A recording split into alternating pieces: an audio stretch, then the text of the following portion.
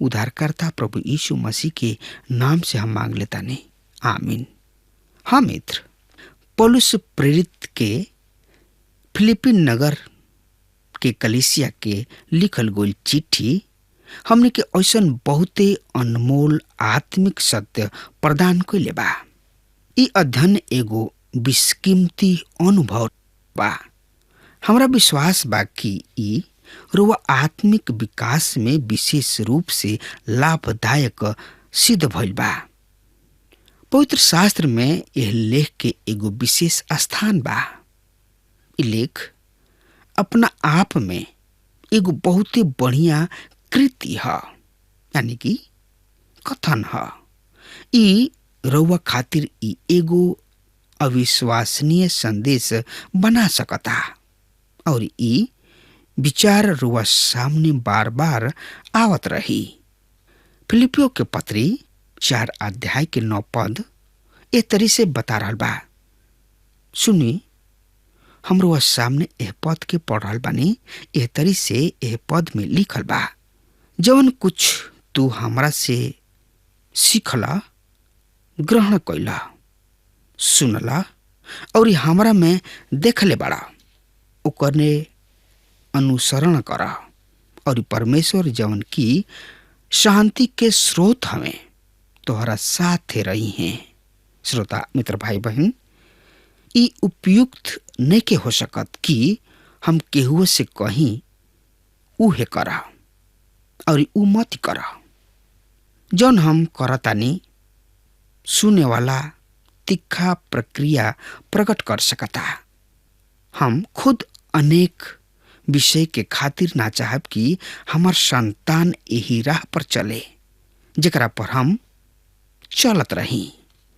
पौलुस ई आत्मविश्वास के साथ ऊ कह सकस, काहे कि उनकर मसीही जिंदगी त्रुटिहीन रहे। पौलुस प्रेरित ओ शक्ति मंदिर के आपन आवास बना ले रहन, काहे कि ऊ मसीह यीशु के अपना जिंदगी के केंद्र ही ना परिधि भी बना रखले रहन। परिणाम स्वरूप उनकर जिंदगी सबके खातिर अनुकरणीय जिंदगी बन गई। आई देखल जाओ एगो विषय के, और ऊ विषय है मसीह यीशु शक्ति के संतोष। मित्र भाई बहन, फिलिपियो के पत्री 4 अध्याय के 10 पद ए तरी से बता रहल बा, हम प्रभु में बहुते आनंदित बानी कि अतना दिन पश्चात हमरा खातिर तोहार चिंता फेन जागृति भइल। निसंदेह पहले भी तोहार हमार चिंता तो रहे, पर ओकरा के प्रकट करे के अवसर ना मिलल। श्रोता मित्र भाई बहन, शुरू में हम ई मत दिहनी कि पौलुस प्रेरित के फिलिपी के मसीह सब के लिखल ई चिट्ठी पौलुस के उनका खातिर एगो आभार अभिव्यक्ति के चिट्ठी रहे। एकरा पहले कि ऊ आभार व्यक्त करस, ऊ उनका से मसीही अनुभव पर चर्चा करे लगले। सब लेख में ऊ मसीही अनुभव के विषय ही उल्लेख करत रहले। अब ऊ उनकर भेंट अर्थात आर्थिक सहायता खातिर धन्यवाद दे रहल बा। 2 बरिस से फिलिपी के कलीसिया के पौलुस प्रेरित से संपर्क टूट चुकल रहे। उनका के तो बंदी यरूशलेम में ही बनावल गइल रहे, पर एकरा पश्चात केहू के मालूम ना हो सकल रहे कि ऊ कहवा भेज दिहल गइल रहन। अब उनकर जेल काटे के 2 साल हो चुकल रहे। जब उनका के पौलुस के बारे में अगला समाचार मिलल, तब उनका के रोम के जेल में भेज दिहल गइल। उनका दुख भइल कि ऊ एह काल में पौलुस से संपर्क ही ना कर सकत रहन। एकरा खातिर ऊ क्षमा मांगले।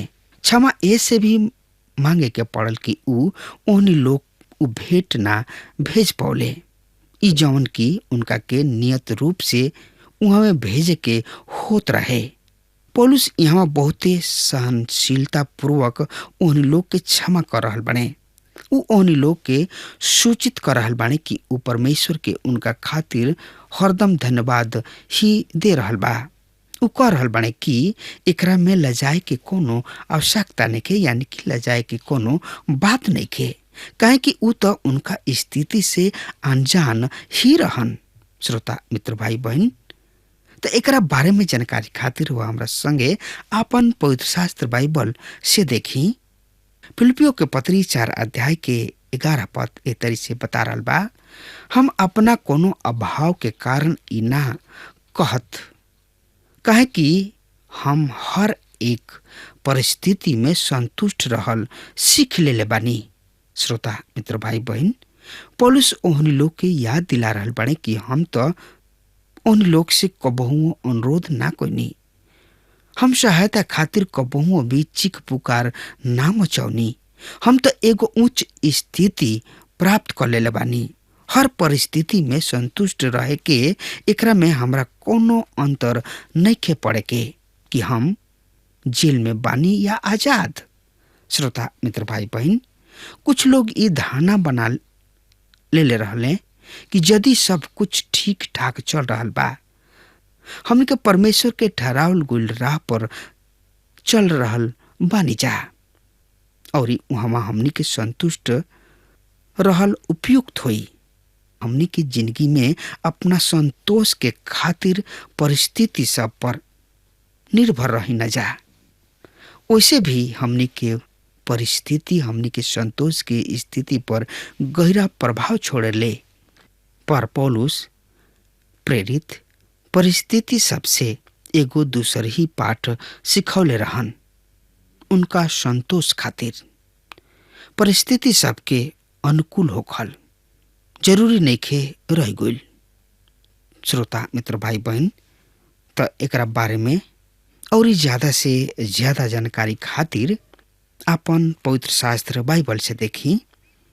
फिलिपियों के पत्री 4 अध्याय के 12 पद एह तरी से बता रहल बा, हम दीनहीन दशा तथा संपन्नता में भी रहे जानतानी।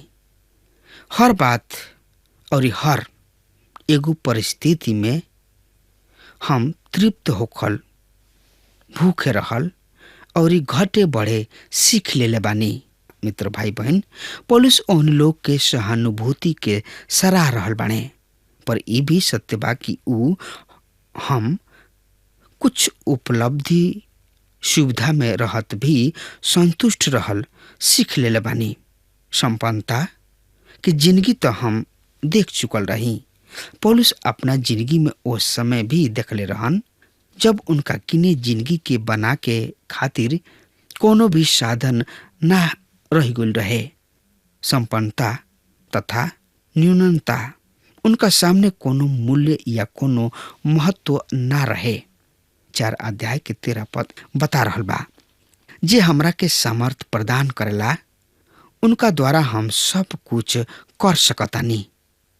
मूल यूनानी के अनुसार पौलुस एकरा के कुछ एह तरी से कहले रहन, मसीह यीशु में जौन हमार समर्थ के स्रोत बा, हम सब कुछ करे में समर्थ बानी।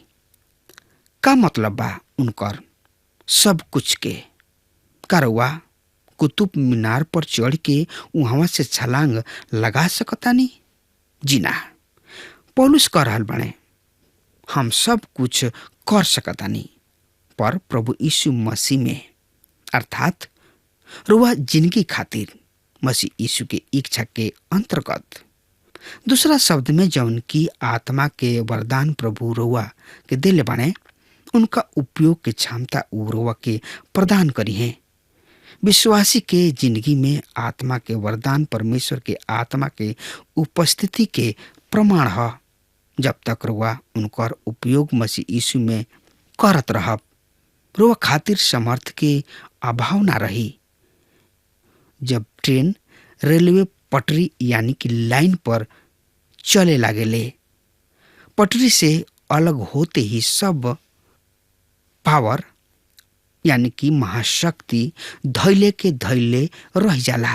प्रभु यीशु मसीह के चेलन के खातिर निर्देश रहे, यदि तू हमरा में रहब और ई तोहनी लोग में हमार शिक्षा बनल रही, तो चाहे जौन कुछ भी मंगबा दिहल जाई। यदि तोहनी लोग हमरा में बनल रहब तब मांगे से पहले हमनी के ई सुनिश्चित कर ली जा कि हमनी के कहवा बानी जा, मसीह में या कहीं और ई एगो बहुत ही आवश्यक बा कि हमनी के उनका इच्छा में बनल रही जा। तथा पटरी से उतरल ट्रेन 1 इंच भी आगे नहीं बढ़ सकत। एकरा बारे में हम पर्याप्त जोर नहीं दे रहल कि हमनी के परमेश्वर की योजना के बीच बनल रहा। और रउआ पूछब कि हम ई सब कैसे जानी? एगो रास्ता बा, पवित्र शास्त्र के पर्याप्त ज्ञान से। कुछ लोग ए धारणा के अधीन होले कि कोनो छोट मोट बाइबल कोर्स क लिहल पर्याप्त हो गईल, सब समस्या अपने आप हल हो जाई। ई कोर्स कैला से ऐसा ना होला। एकरा से समस्या ना सुलझी। सर्टिफिकेट प्राप्त कर लिहला से बढ़िया सेवक ना बन जाल जाला। पवित्र शास्त्र ही सब समस्या के समाधान है। यदि तू पूरा पवित्र शास्त्र आत्मसात कर लेब तो परमेश्वर के संपूर्ण इच्छा भी रुआ के मालूम हो सकी और रुआ सही राह पर अपन कदम आत्मविश्वास के साथ आगे बढ़ा सकब। परमेश्वर के इच्छा में होखल बहुते हर्षपूर्ण संतोष और उच्चतम उत्साह के स्रोत भइल करेला। तो एकरा बारे में और जानकारी खातिर रुआ हमरा संगे आपन पवित्र शास्त्र बाइबल से देखी।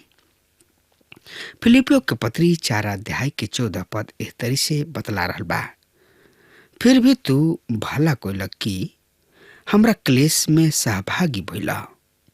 मित्र, आई यही लगले 15 पद के पढ़ लिया जाओ।